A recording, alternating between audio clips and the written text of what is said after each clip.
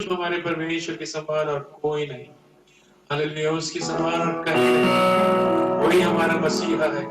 उसी ने हमारे अंधेरे भरे पथों को अपनी रोशनी से उजागर किया। तो उसी परमेश्वर के सन्मुख हम धन्यवाद स्वरूप भेंट चढ़ाएंगे। जिन्हें मेरी पत्नी परमेश्वर के सन्मुख एक धन्यवाद की भेंट अर्पित करेंगे। धन्यवाद धन्यवाद धन्यवाद धन्यवाद धन्यवाद धन्यवाद देते हैं परमेश्वर इस सुंदर समय के लिए पिता परमेश्वर, जो आपने ये मौका हमें दिया पिता परमेश्वर, आपके चरणों के पास आकर स्तुति आराधना करने के लिए खुदा, उसके लिए हम धन्यवाद देते हैं पिता परमेश्वर। अब आराधना की योग्य परमेश्वर है, स्तुति की योग्य परमेश्वर है खुदावन, आदर की योग्य परमेश्वर है, प्रशंसा की योग्य परमेश्वर है खुदावन। धन्यवाद देते हैं पिता परमेश्वर, धन्यवाद देते हैं खुदावन, अपने सारे कर्म में धन्यवाद देते हैं पिता परमेश्वर। आराधना करना प्रभु जी, आपने हमारी अगुवाई किया, उसके लिए हम धन्यवाद देते हैं पिता परमेश्वर। यहाँ पर जितने लोग जुड़े हैं पिता परमेश्वर, हर एक को अनुग्रह दीजिए पिता परमेश्वर, हर एक प्रार्थना विनतियों को आप जानते हैं खुदावन। प्रभु जी इनको प्रार्थना को उत्तर आप दीजिए पिता परमेश्वर। हालेलुया। प्रभु जी जब आपका दास वचन बोलेंगे, प्रभु जी आप अगुवाई कीजिए पिता परमेश्वर। सब कुछ मैं आपके हाथों में सौंपती हूँ। प्रार्थना सुना, धन्यवाद, सब कुछ यीशु मसीह के नाम से मांगते हैं, आमीन। आमीन आमीन। परमेश्वर के बड़े नाम की महिमा हो, स्तुति हो, जय जयकार हो। मैं धन्यवादी हूँ परमेश्वर का कि मुझे ये मौका प्राप्त है कि मैं आप सबके बीच में आकर परमेश्वर की सुसमाचार का प्रचार कर सकूं। ऑब्वियसली आप हम सब मिलकर उस परमेश्वर की उपासना करते हैं जो जिंदा है और महामारी के इस दौर में भी हमारे साथ है, हमारी निगरानी करता है, हमारी रक्षा करता है और हमें सुरक्षित करके रखता है। उसी परमेश्वर का आइए ना हम लोग धन्यवाद करें और उसकी स्तुति आराधना प्रशंसा करें। मैं धन्यवादी हूँ पास्टर साहब का कि उन्होंने हमें आमंत्रित किया परमेश्वर की आराधना करने एवं परमेश्वर के वचन से मुनादी करने के लिए। तो पास्टर साहब आपका भी बहुत बहुत धन्यवाद। और Bethel church of God church Renu को मेरा हार्दिक अभिनंदन। आप सबको सभी विश्वासी भाई बहन, सभी परमेश्वर के दासगण जो यहाँ पर इस मंच में उपस्थित है, सभी को प्रभु यीशु मसीह के प्रेम भरे नाम में मेरा स्नेह वंदन। सबको जय मसीह की। मैं बहुत ज्यादा समय नहीं लूंगा, मैं तुरंत वचन के अंदर में जाना चाहूंगा क्योंकि परमेश्वर का वचन दुधारी तलवार है और उसको सुनना, उसको समझना हमारा सौभाग्य है। मैं इससे पहले कि मैं परमेश्वर के वचन में प्रवेश करूं, एक छोटी सी बात और कह देना चाहता हूं। हम लोग पटना में पिछले 6 साल से कार्यरत हैं और परमेश्वर ने हमें अद्भुत तरीके से चलाया है। अपने अद्भुत कामों के जरिए परमेश्वर ने इस बात को हमारे जीवन में साबित किया है कि परमेश्वर भला है और वो अपने बच्चों की, अपने बंदों की मदद करता है, सहायता करता है। और निरंतर आप लोग कृपया कर हम और हमारा परिवार जो यहाँ पर सेवारत है, आप हमारे लिए निरंतर प्रार्थना करते रहें। मेरी पत्नी और मेरे बच्चों की तरफ से भी और मेरी कलीसिया यहाँ पर हम लोग अपने आप को वर्ल्ड वाइड मिशनरी मूवमेंट नाम की एक संस्था के जरिए हम लोग यहाँ पटना में सेवा रत हैं। आप लोग कृपया कर हमारे लिए निरंतर प्रार्थना करते रहें। आइए ना हम लोग आज के चिंतन मनन के लिए परमेश्वर के वचन से निकालेंगे इब्रानियों की पत्री, उसका 4 अध्याय, उसके 14 से लेकर 16 तक के वचनों हम पढ़ेंगे। यद्यपि मेरा आज परमेश्वर के वचन में से सिर्फ एक ही विषय को लेकर आपके सम्मुख परमेश्वर का वचन लेकर आना है। इब्रानियों की पत्री उसका 4 अध्याय 14 से लेकर 16 तक की आयतों में ऐसा लिखा है, इसलिए जब हमारा ऐसा बड़ा महायाजक है जो स्वर्गों से होकर गया है, अर्थात परमेश्वर का पुत्र यीशु, तो आओ हम अपने अंगीकार को दृढ़ता से थामे रहें, क्योंकि हमारा ऐसा महायाजक नहीं जो हमारी निर्बलताओं में हमारे साथ दुखी न हो सके, वरन वह सब बातों में हमारे समान परखा तो गया, तो भी निष्पाप निकला। इसलिए आओ हम अनुग्रह के सिंहासन के निकट याव बांध कर चलें कि हम पर दया हो और वह अनुग्रह पाए जो आवश्यकता के समय हमारी सहायता करें। हालेलुया। परमेश्वर अपने वचन के पढ़े जाने पर आशीष उंडेले। मेरा आज जो परमेश्वर के वचन का चिंतन मनन है, उसका शीर्षक अगर मैं देना चाहूं तो वो ये है कि सब बातों में परखा जाना, सब बातों में परखा जाना। ऑब्वियसली हमारा जो ध्यान है, हम 15वें वचन की ओर केंद्रित करेंगे। महायाजक इस पूरे पद्यांश को पढ़ना इसीलिए जरूरी था ताकि हम समझ सके कि हमारा ये महायाजक कौन है। हमारा ये महायाजक वो है जो स्वर्ग से होकर गया, अर्थात परमेश्वर का पुत्र यीशु मसीह। तो आओ हम अपने अंगीकार को दृढ़ता से थामे रहे, क्योंकि हमारा ऐसा महायाजक नहीं है जो हमारी निर्बलताओं में हमारे साथ दुखी ना हो सके, वरन वह सब बातों में हमारे समान परखा तो गया तो भी निष्पाप निकला। हालेलुया। तो भी निष्पाप निकला। प्रभु यीशु मसीह के लिए प्रभु यीशु मसीह हमारे हर दुख को, हमारे हर तकलीफ को, हमारी हर कमजोरी को, हमारी हर परेशानी को परमेश्वर प्रभु यीशु मसीह जानता है, पहचानता है। और इसीलिए हमारे जीवन में ये एक बहुत बड़े आश्वासन का कारण है, क्योंकि हम मनुष्य यद्यपि पूरी क्षमता के साथ तो परमेश्वर की सेवा करने की कोशिश करते हैं, यद्यपि परमेश्वर को प्रसन्न कर अपने जीवन को जीने का प्रयास करते हैं, अभी चूंकि हम इस संसार में रहते हैं और इस संसार में अपना जीवन यापन करते हैं, तो बहुत सारी ऐसी समस्याएं, बहुत सारे ऐसे क्षण आते हैं जो दुर्बलता के कारणवश, किसी निर्बलता के कारणवश हम कुछ ऐसा कर बैठते हैं जो सही नहीं है, जो ठीक नहीं है परमेश्वर की नजरों में, परमेश्वर की व्यवस्था के अनुसार, या फिर परमेश्वर के कायदों के अनुसार जो परमेश्वर ने नियम में ठहराया है। कुछ छोटी मोटी बातों को लेकर हमारे दिल के अंदर में रंजिश, किसी बात को लेकर ईर्ष्या, किसी बात को लेकर निराशा, परेशानी, ये सारी बातें हमारे जीवन में निरंतर आती रहती है और हम परेशान हो जाते हैं कि कहीं हमने परमेश्वर को तोड़ तो नहीं दिया, हमने परमेश्वर को तज तो नहीं दिया, क्या परमेश्वर इन गलतियों के लिए मुझे माफी देगा या नहीं देगा। लेकिन प्रभु में प्रियजनों, मुझको और आपको निरंतर इस बात को याद रखना है कि हमारा परमेश्वर, हमारा महायाजक, हमारा जब हम इब्रानियों की पत्री उसके 9 अध्याय को पढ़ते हैं, तो हम लोग वास्तव में इस किताब का पठन पारिवारिक चिंतन मनन के दौरान जो हम लोग हर दिन शाम को एक साथ मिलकर करते हैं, हम लोग पढ़ रहे हैं। तो इस किताब के 9वें अध्याय को हम पढ़ते हैं, तो वहां पर प्रभु यीशु मसीह के बलिदान को और प्रभु यीशु मसीह के बलिदान के महत्व को बहुत ही अच्छे से बताया गया है, बहुत ही उत्तमता से बताया गया है कि किस तरीके से प्रभु यीशु मसीह ने कष्ट उठाए, किस तरीके से प्रभु यीशु मसीह ने पुराने नियम की व्यवस्था को पूरा करते हुए अपने लहू को परमेश्वर के सिंहासन के सन्मुख अर्पित किया और हम सब के पाप से हमें हर लिया। लेकिन इसका मतलब ये नहीं है कि हम लोग अपनी निर्बलताओं को उकसाते रहे, हमारी निर्बलताओं की वजह से हम छूट लेते रहे परमेश्वर से और पाप निरंतर करते रहे। और उस कहता है कि नहीं, अगर परमेश्वर की कृपा एक तरफ हमारे जीवन में बहुतायत से दी गई है, तो भी हमें कोशिश ये करते रहना है कि हम प्रभु यीशु मसीह के स्वरूप निरंतर ढलते चले जाए। लेकिन इसके बावजूद मैं आप लोगों को प्रोत्साहित करना चाहता हूं कि प्रभु परमेश्वर की उपस्थिति में जाने के लिए मुझको और आपको कभी भी निराश और परेशान होने की जरूरत नहीं है।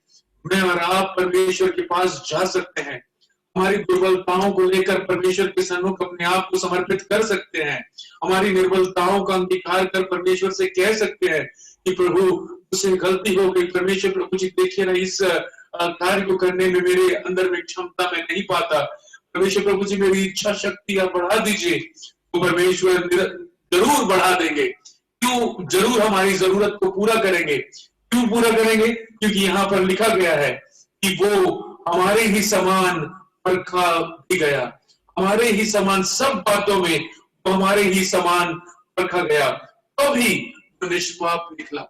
हमारे जीवन में प्रभु में प्रियजनों परखे जाने के बहुत सारे क्षण आते हैं। हमारे जीवन में बहुत सारे ऐसे पल आते हैं जब हमको शैतान कुछ ऐसे कटघरे में लाकर खड़े कर देता है, ऐसे चौराहे पर, ऐसे दोराहे पर लाकर खड़ा कर देता है जहां पर फिर हमको रास्ता ढंग से सूझता नहीं है।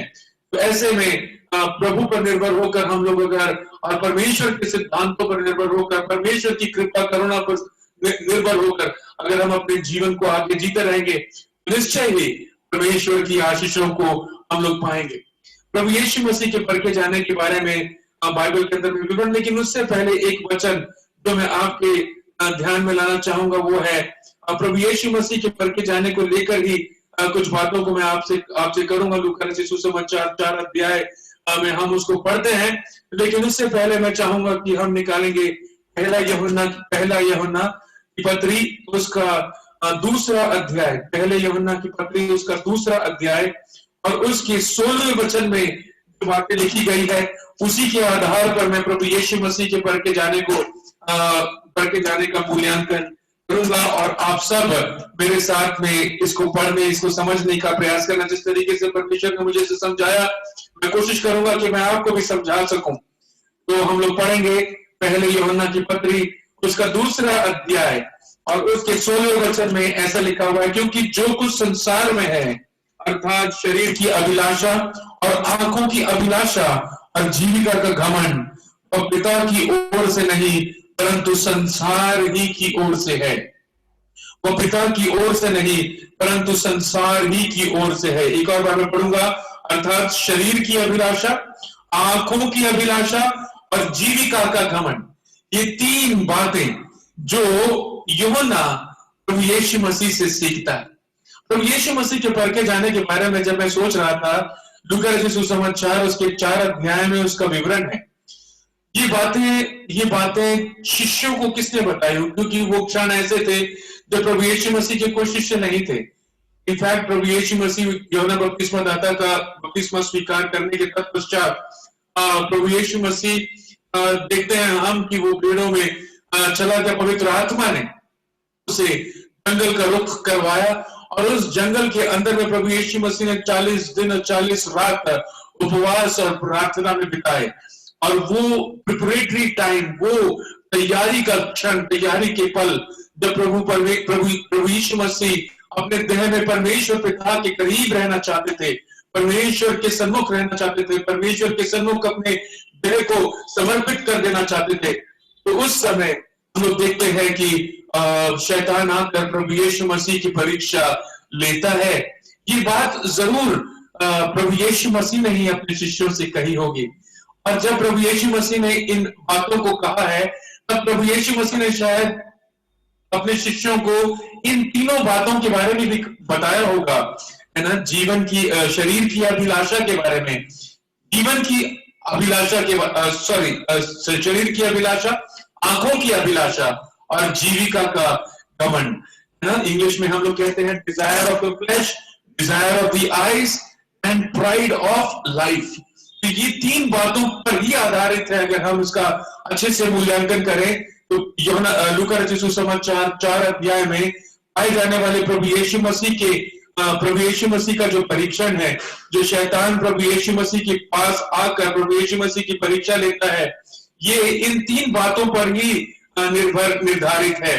अगर हम पहली बात को पढ़ेंगे तो वो लिखा हुआ है लूका रचित सुसमाचार उसके 4 अध्याय 3 वचन से लेकर 4 वचन तक। मैं पढ़ूंगा लूका रचित सुसमाचार उसका 4 अध्याय 3 वचन से लेकर उसके 4 वचन तक हम लोग पढ़ेंगे। 1 मिनट, उसका हालेलुया, प्रेज द लॉर्ड। उसका 3 वचन से लेकर 4 वचन तक इस तरीके से लिखा हुआ है, तब शैतान ने उससे कहा, यदि तू परमेश्वर का पुत्र है तो इस पत्थर से कह कि रोटी बन जाए। यीशु ने उसे उत्तर दिया, लिखा है मनुष्य केवल रोटी से जीवित न रहेगा, मनुष्य केवल रोटी से जीवित न रहेगा। यहाँ पर हम लोग देखते हैं कि शैतान के साथ में प्रभु यीशु मसीह की मुठभेड़ में जो पहला परीक्षण प्रभु यीशु मसीह के साथ में हुआ, वो था शरीर को लेकर एक इच्छा, शरीर को लेकर एक इच्छा, है ना। तो शरीर की अभिलाषा को लेकर, ये शरीर की अभिलाषा है रोटी, है ना। रोटी खाया जाना मतलब ये कि हमारे शरीर को, शरीर की जरूरत को पूरा करना, इस बात को दर्शाया गया है वहां पर उस परीक्षण के द्वारा। प्रभु यीशु मसीह बहुत विवश, बहुत ही व्याकुल रहे होंगे, भूखे रहे होंगे, क्योंकि उनके शरीर में उनको भोजन की जरूरत है। और उस समय मेरे ख्याल से उनको भूख भी बहुत ज्यादा तेज लग रही होगी, क्योंकि उपवास जो करते हैं उनको पता है कि पहले के कुछ दिन ऐसे होते हैं जब किसी भी तरह का कोई भी व्यंजन कहीं पक रहा होता है तो सारी सुगंध समेट कर हमारे नाक के अंदर में इस तरीके से हमें प्रलोभित करती है कि अभी इसी वक्त हमें खा लेने का दिल करता है। तो यद्यपि प्रभु यीशु मसीह जंगल में थे, लेकिन फिर भी प्रभु यीशु मसीह भूखे थे और उनकी जरूरत, उनके शरीर की जरूरत थी उस वक्त की रोटी। प्रभु प्रियजनों, अभी रोटी सिर्फ रोटी को ही नहीं दर्शाता है, शरीर की हर वो अभिलाषा को दर्शाता है जो कहीं ना कहीं हम सब के लिए, हम सब की सोच और विचार के अनुसार हमारी जरूरत बन गई है, हमारी जरूरत बन गई है। प्रभु यीशु मसीह की जो कथन है, प्रभु यीशु मसीह ने जिस तरीके से शैतान का सामना किया और उससे जो प्रभु यीशु मसीह ने कहा मनुष्य केवल रोटी से जीवित न रहेगा, इसके बारे में वास्तव में हम पढ़ते हैं व्यवस्था विवरण उसके 8 अध्याय 3 वचन में, जहां पर मूसा अपने लोगों से, इजरायलियों से, परमेश्वर के जनों से ये बताता है, उनको स्मरण दिलाता है कि किस तरीके से परमेश्वर ने उनकी जरूरत को उस रेगिस्तान में पूरा किया, उस रेगिस्तान में जहां पर वो कुछ बो नहीं सकते, उस रेगिस्तान के अंदर में जहां पर वो कुछ किसी भी तरह की उपज की अपेक्षा नहीं कर सकते, कहीं पर भी वो ये नहीं सोच सकते कि उनको रोटी मिल सकती है। वहां पर परमेश्वर ने उनके लिए रोटी का प्रबंधन किया, परमेश्वर ने स्वर्ग से मन्ना को बरसाया, है ना। वो उस घटनाक्रम को स्मरण दिलाते हुए मूसा अपने लोगों को प्रोत्साहित करता है और उनको कहता है, उनको समझाता है, don't worry about the food that you are going to eat और that you require in your body to eat. आपके शरीर में इस तरह की जो चाहत उभर कर आती है, उसको लेकर कभी भी अपने जीवन को निर्धारित नहीं कर। You know what, in earlier times, पहले के दिनों में लोग एक जगह सेटल्ड नहीं हुआ करते थे। अगर हम इतिहास को पढ़ते हैं तो हम लोगों को पता चलता है they were hunter gatherers। इसका मतलब ये कि वो लोग अपने, जहां पर उनको भोजन मिलता था वहां पर वो लोग शिफ्ट हुआ करते थे। उनका रहना उनके भोजन मिलने पर या भोजन मिलने के स्थान पर आधारित होता था।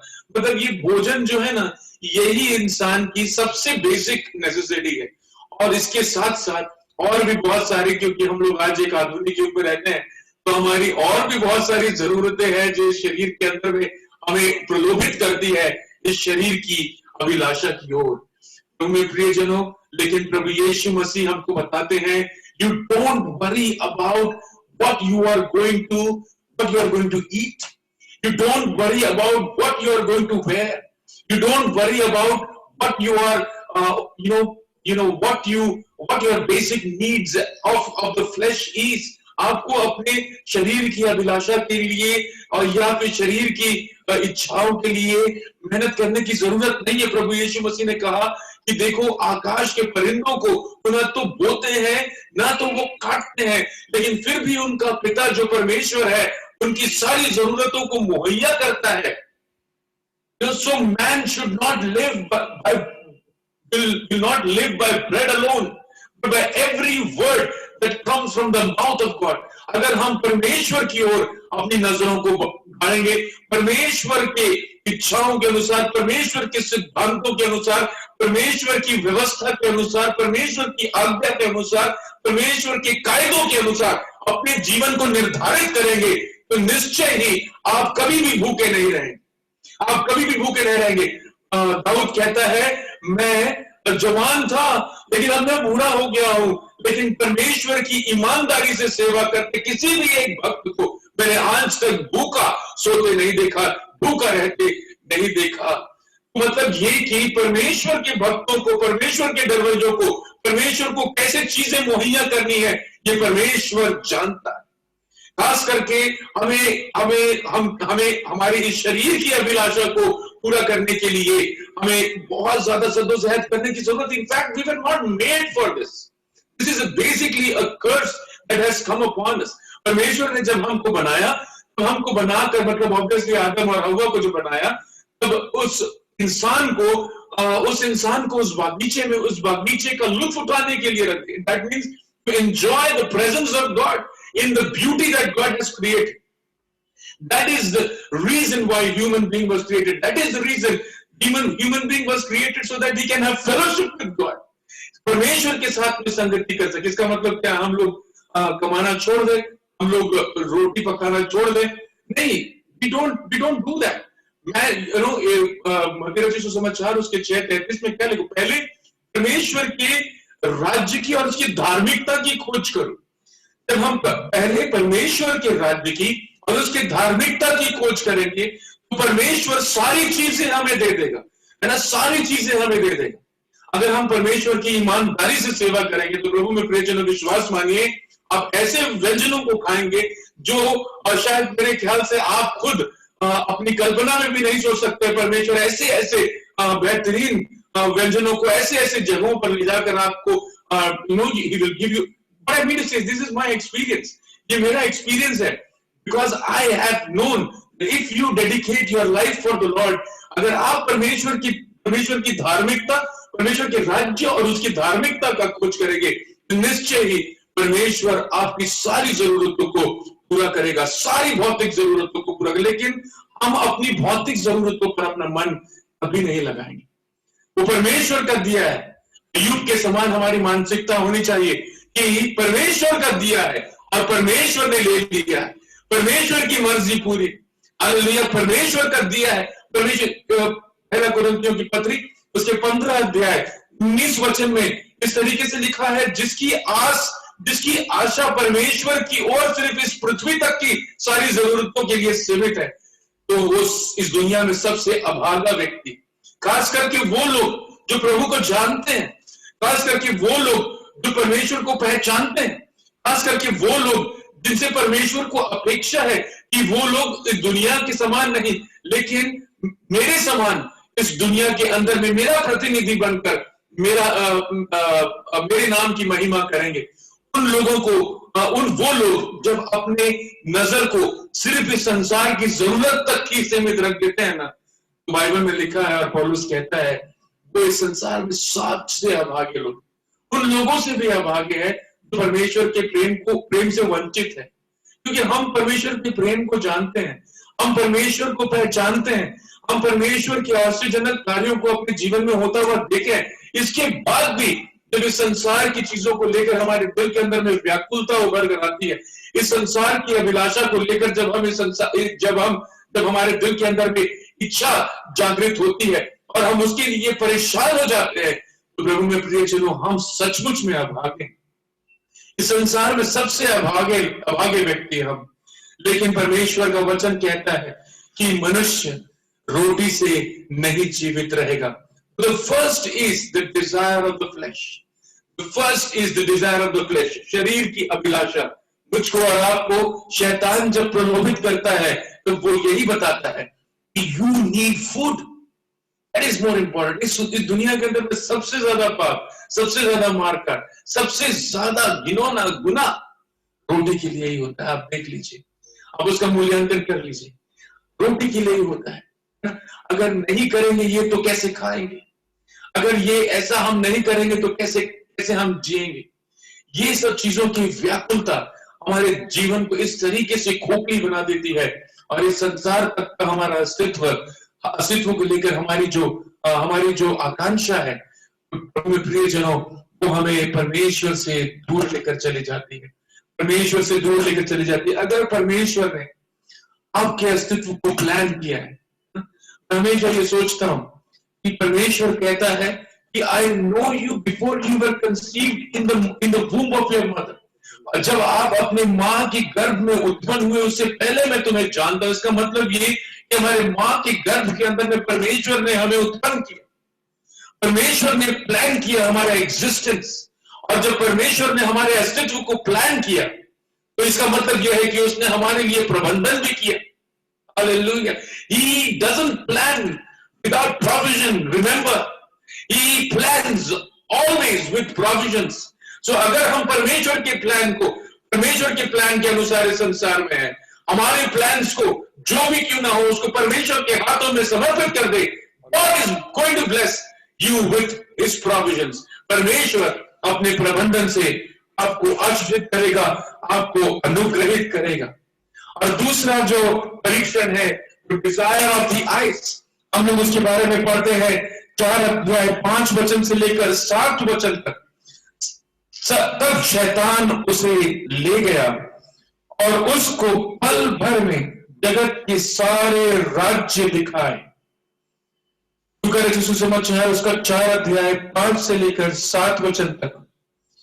और उससे कहा, 6वां वचन, मैं यह सब अधिकार और इनका वैभव तुझे दूंगा क्योंकि वह मुझे सौंपा गया है, और जिसे चाहता हूं उसी को दे देता हूं। इसीलिए यदि तू मुझे प्रणाम करे तो यह सब तेरा हो जाएगा। 8वां वचन भी देखिए, प्रभु यीशु मसीह का उत्तर। यीशु ने उसे उत्तर दिया, लिखा है, तू प्रभु अपने परमेश्वर को प्रणाम कर और केवल उसी की उपासना कर, और केवल उसी की उपासना कर। कि ये शैतान को ऐसा लगा कि वो इस जगत को अपने वश में कर लिया है अगर, तो उसने परमेश्वर को हरा दिया। संसार के लोगों के दिलों के अंदर में उसने अपने भ्रम को भर के उन्हें अपने कब्जे में कर लिया। और remember, whenever we surrender ourselves into the hands of the devil, जब भी हम शैतान की योजना के अनुसार अपने जीवन को ढालते हैं तो वो हमें खाई के अंदर धकेल देता है। Because he is a defeated one, and everyone who follows his plan is going to be defeated. He doesn't like anyone to get victory. किसी को भी कोई भी विजयी हो, कोई भी विजेता बने, वो नहीं चाहता है। और वो क्या करेगा, वो जरूर हमारी टांग पकड़ कर खींचेगा, वो जरूर हमें हमारे मुकम्मल स्थान तक पहुंचने से रोकेगा, हमारे लक्ष्य तक पहुंचने से हमें रोकेगा। और उसका काम ही ये है। तो इसीलिए प्रभु यीशु मसीह का कहना है, प्रभु यीशु मसीह को उसने किया क्या? हम लोग देखते हैं कि उसने प्रभु यीशु मसीह को एक पहाड़ के ऊपर में लेकर गया, और उस पहाड़ के ऊपर में खड़ा करके उसने प्रभु यीशु मसीह को सारे राज्य दिखाए और उससे कहा, मैं यह सब अधिकार और इसका वैभव तुझे दूंगा क्योंकि वह मुझे सौंपा गया है, और जिसे चाहता हूं उसी को दे देता हूं। तो मतलब इस संसार के अंदर में दिखाई देने वाला ये सारा वैभव शैतान की तरफ से आता है। इस संसार के अंदर में दिखाई देने वाला ये सारा गौरव शैतान की तरफ से आता है। तुम्हें प्रियजनों, सुनिए ना मेरी बात को ध्यान से, मैं जो आपको बताना चाहता हूं, इस संसार के द्वारा दिए गए वैभव और संसार के द्वारा दिए गए गौरव के पीछे मुझको और आपको नहीं भागना है। ये संसार की चकाचौंध को दिखाकर शैतान हमें प्रलोभित करने की कोशिश करता है। शैतान हमें बताता है कि देखो, अगर तुम मेरे पीछे चलोगे तो तुम्हारे पास में बेइंतहा पैसा होगा, तुम्हारे पास में बहुत शोहरत होगी, तुम्हारे पास में बहुत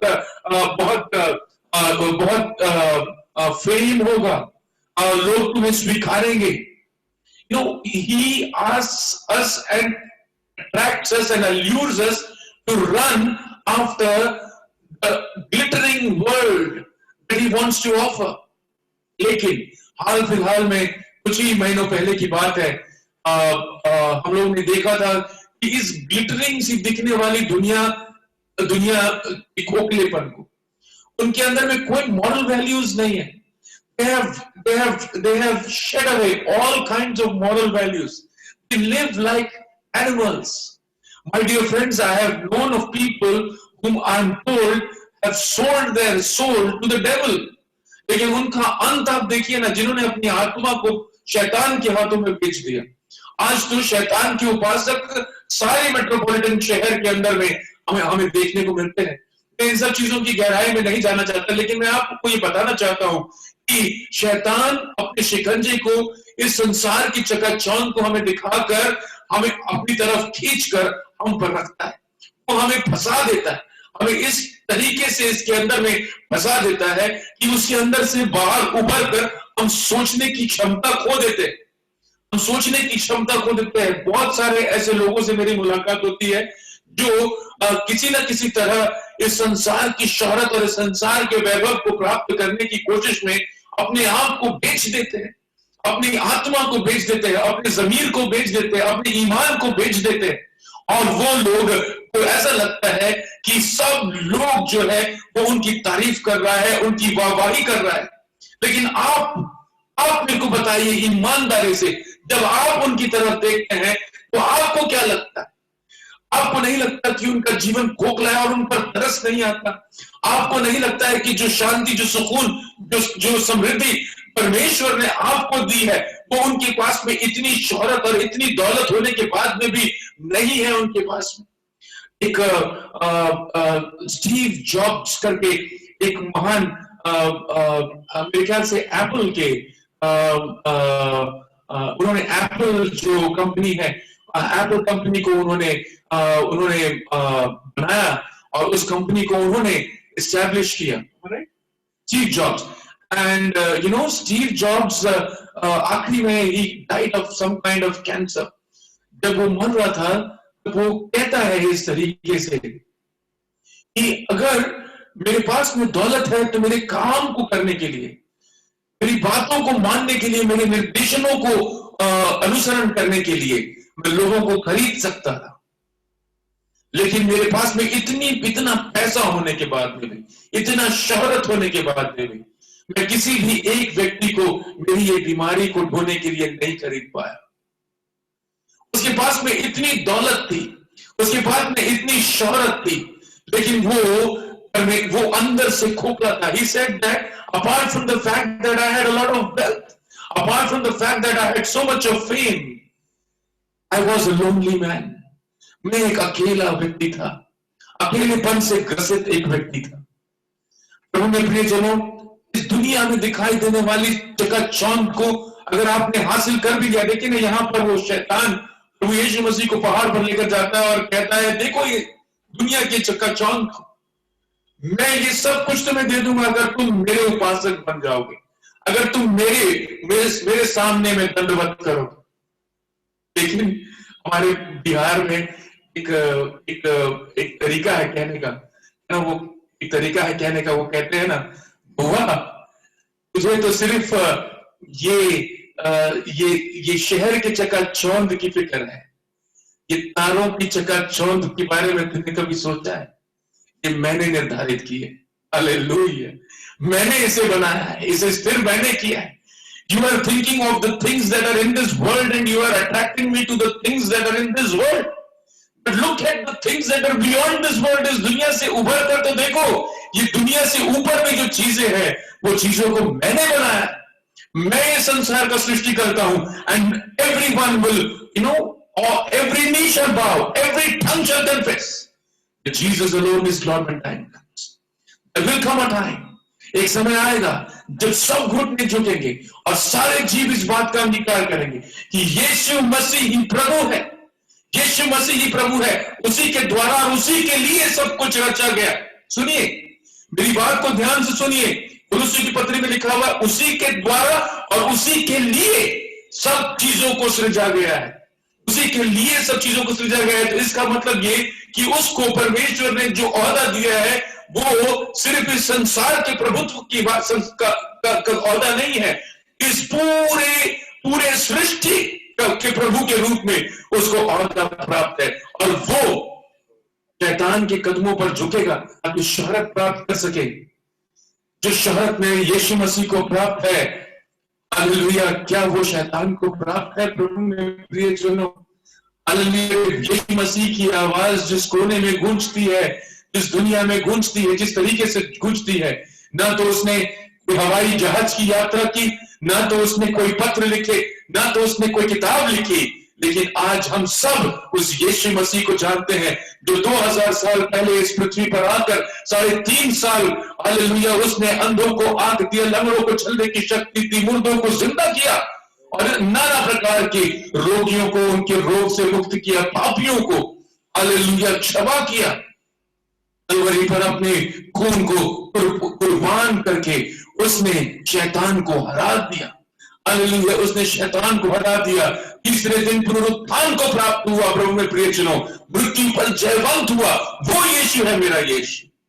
हालेलुया! इसीलिए प्रभु यीशु मसीह उससे कहते हैं, हालेलुया, तू क्या कर, तू 8वें वचन में, तू प्रभु अपने परमेश्वर को प्रणाम कर और केवल उसी की उपासना कर, उसी की उपासना। इस संसार की शोहरत को प्राप्त करने के लिए, इस संसार की दौलत को प्राप्त करने के लिए हम शैतान के सामने कभी नहीं झुकेंगे। थोड़ा सा समय मैं और लेना चाहता हूं और उसमें आखिरी बिंदु की आपके सम्मुख रखना चाहूंगा, प्राइड ऑफ लाइफ, जीविका का घमंड। और इस बात को समझना बहुत जरूरी है, क्योंकि ये हम आत्मिक लोगों को बचाने का शैतान का आखिरी षड्यंत्र है। हम जो प्रभु यीशु मसीह पर अपने जीवन को निर्भर करके परमेश्वर के वचनानुसार अपने जीवन को जीने का प्रयास करते हैं, हमको फंसाने का एक आखिरी दाव जो शैतान खेलता है वो ये है। और वो क्या है? प्रभु यीशु मसीह को उसने कहां लेकर गया?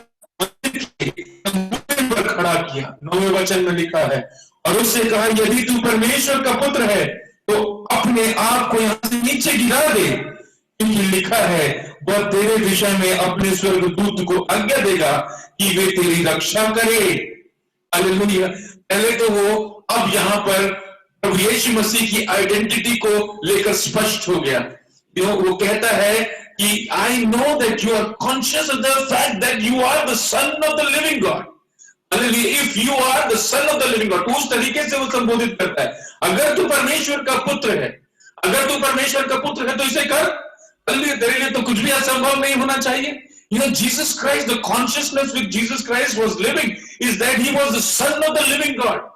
My dear friends, लेपालकपन के हालेलुया के द्वारा मेरे प्रभु यीशु मसीह ने मुझको और आपको भी परमेश्वर की संतान होने का अधिकार दिया है। I want you to understand that we have to come to understand that identity that we have in the Lord. हम परमेश्वर की संतान है, तो यहां पर शैतान परमेश्वर की संतानों पर खेलने वाला आखिरी दाव ये है। देख लीजिए वो क्या करता है। वो प्रभु परमेश्वर के लोगों को आत्मिक जाल में फांसने का कोशिश करता है। वचन के अनुसार उनको प्रलोभित करके कहता है कि तुम परमेश्वर की परीक्षा लो। अगर तुमको लगता है कि तुम ये बड़ा काम कर सकते हो तो करो ना। देखो क्यों नहीं करके दिखाते, क्यों नहीं करके दिखाते। हालेलुया! बहुत बार ऐसा होता है कि हम कभी जाते हैं, किसी व्यक्ति के लिए प्रार्थना करते हैं और इच्छा करते हैं, अपेक्षा करते हैं कि उस व्यक्ति के साथ तो वैसा हो जाना चाहिए जैसा हम चाहते हैं। लेकिन प्रभु में प्रियजनों, मैं आपको बताना चाहता हूं कि कभी भी हम अपनी क्षमता, अपनी सोच और अपने विचार के अनुसार परमेश्वर के उत्तर की अपेक्षा नहीं करना, परमेश्वर के उत्तर की अपेक्षा नहीं करना। मैं उदाहरण आपको बताना चाहता हूं। कुछ समय पहले मैं एक यहाँ पर जो कैंसर हॉस्पिटल है, उस कैंसर हॉस्पिटल में विजिट करके एक पास्टर साहब की अंतिम शैया में पड़े एक पास्टर साहब के लिए प्रार्थना किया। वो पास्टर साहब का जब रिपोर्ट मैंने सीएमसी भेजा, क्योंकि सीएमसी में हमारी जान पहचान है। हाल फिलहाल में मेरे पास में आपको गवाही बताने का समय नहीं है। तो मेरी पत्नी जो यहाँ पर बैठी है, उसके जीवन में एक बहुत बड़ा काम परमेश्वर ने किया। इस वजह से हम लोगों को सीएमसी से बहुत ज्यादा परिचय है। तो सीएमसी में हमने डॉक्टर को जब वो रिपोर्ट भेजा तो डॉक्टर ने मुझे तुरंत रिप्लाई भेजा, there is no hope pastor ji, the man is in his last stage, the only help that we can do is palliative care, मतलब ये कि एक व्यक्ति के मृत्युशैया में पड़े उसके मरने से पहले की जो सेवा है वो हम कर सकते हैं। वो आप करने के लिए यहाँ CMC से मत लेकर आइए, आप उसे बिहार पटना में ही शांति और सुकून के साथ में संसार से कुछ कर जाने के लिए तैयारी कीजिए। मैं ये सारी मंशा को रखकर वहां पर जब उस पास्टर साहब के लिए प्रार्थना करने के लिए गया तो प्रभु में प्रियजनों, मैंने सिर्फ यही प्रार्थना की, परमेश्वर प्रभु मेरे दिल के अंदर में इस बात को लेकर ये जो बात जो डॉक्टर ने कहा वो मेरे दिल के अंदर में मेरे कानों में गूंज रही थी। मैंने उस पास्टर के लिए इस तरीके से प्रार्थना किया कि परमेश्वर जीवन आप दिया हुआ है और आप ही के लिए है, और परमेश्वर प्रभु जब तक आपने इस भाई को जीवन दिया है तब तक आप इन पर मेहरबान हो जाइए। हालेलुया। सिर्फ और ये सोचकर ही मैंने प्रार्थना किया कि अब इसके बाद शायद इस पास्टर के लिए मुझे प्रार्थना करने का अवसर प्राप्त नहीं होगा, क्योंकि जब मैंने उन्हें ICU में पड़ा हुआ देखा तो उनका मुंह खुला था, रिस्पॉन्ड वो जरूर कर रहे थे लेकिन मेरी बात का नहीं, अपनी पत्नी की बात का, और उनका आंख फड़क भी नहीं रहा था। I was thinking that he is almost dead, but in a week's time that man out of hospital, he will completely healed. Not, I don't say that he is healed. मैं पूरी तरह से ये नहीं कहूंगा कि वो चंगा हो गया। मुझे तो ऐसा लगता है कि he is still carrying that cancer but he is alive. Hallelujah. वो आज भी वो कैंसर लेकर अपने शरीर के अंदर में चल रहा होगा लेकिन फिर भी जिंदा है। Hallelujah. And he is walking as a living testimony that what cancer can destroy the word of God. Hallelujah. परमेश्वर के वचन को कौन सा कैंसर डिस्ट्रॉय कर सकता है? कोई कैंसर नहीं डिस्ट्रॉय कर सकता। परमेश्वर चाहेगा तो वो व्यक्ति जिंदा रहेगा। आज वो व्यक्ति फिर से अपनी सेवकाई को कर रहा है। वो व्यक्ति जिसकी आंख में और आंख से लेकर अंतिम छोर तक, आंख के अंतिम छोर तक कैंसर पकड़ लिया था, वो व्यक्ति आज भी कैंसर के साथ या कैंसर रहित होकर मुझे नहीं पता, लेकिन परमेश्वर की सेवा कर रहा है। जब हम कभी कभी प्रार्थना करते हैं प्रभु में प्रियजनों, तो हम जैसा सोचते हैं उसकी विपरीत परमेश्वर करते हैं, और जब परमेश्वर करते हैं वो परमेश्वर अपनी इच्छा के अनुसार करते हैं। तो हम कभी भी परमेश्वर की परीक्षा, हम कभी भी अपनी महिमा बढ़ाने के लिए परमेश्वर की सेवकाई नहीं करते, हम परमेश्वर की महिमा बढ़ाने के लिए परमेश्वर की सेवकाई करते हैं। ये बात हमेशा याद रखना। हम परमेश्वर के उपासक हैं इसीलिए ताकि हमारे जीवन के द्वारा परमेश्वर की महिमा हो, इसीलिए नहीं क्योंकि हम अपनी महिमा को उजागर करने का प्रयास करें। ये एक बहुत बड़ा प्रलोभन है, बहुत बड़ा प्रलोभन है। खास करके म्यूजिशियंस को मैंने देखा है, बहुत सारे उनको लगने लगता है, और जिस तरीके से हमारे युवा बच्चे हालेलुया चीजों को संभालते हैं, उसे कहीं ना कहीं उनको ऐसा लगता है कि they are the best, and then they somehow put and then वहां पर इंफीरियोरिटी, सुपीरियोरिटी, इस तरीके का मनोभाव मैंने बहुत सारी कलीसियाओं में देखा है। और मैं चाहता हूं कि मुझको और आपको ये समझ रहे कि no, it is not about us, it is about the lord, it is about the lord. वो परमेश्वर है, who is the subject actually.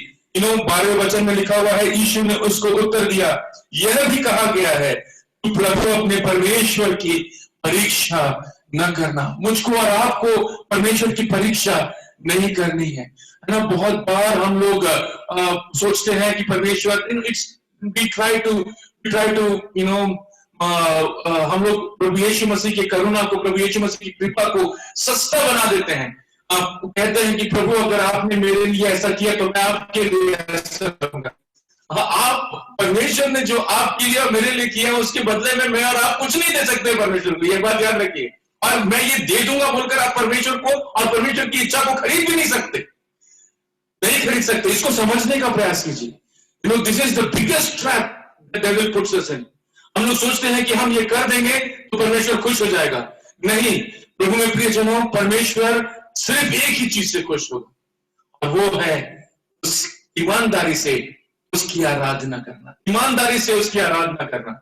जब हम अपने शरीरों को परमेश्वर के सम्मुख जीवित और उसको मन भावता हुआ बलिदान के रूप में चढ़ाते हैं, तब वो परमेश्वर के सम्मुख ग्रहण योग्य आराधना के रूप में पेश आते हैं। वो उस आराधना की धूप परमेश्वर को मोहित करती है, परमेश्वर को खुश करती है। तो प्रभु में प्रियजनों, आइए ना, हम अपने जीवन में इस संकल्प को लें कि हम कभी भी इस संसार की जरूरत, शरीर की अभिलाषा के पीछे नहीं दौड़ेंगे। हम परमेश्वर की और परमेश्वर पर अपना जीवन निर्धारित कर आगे बढ़ेंगे। आंखों की अभिलाषा से बचेंगे। इस संसार की चकाचौंध हमें कभी भी आकर्षित नहीं करेगी। और खास करके जीविका का घमंड, pride of life. You know, the devil is going to bring us to a place that we now start testing God. प्रभु अगर तू मेरे लिए ये करेगा तो मैं वो करूंगा।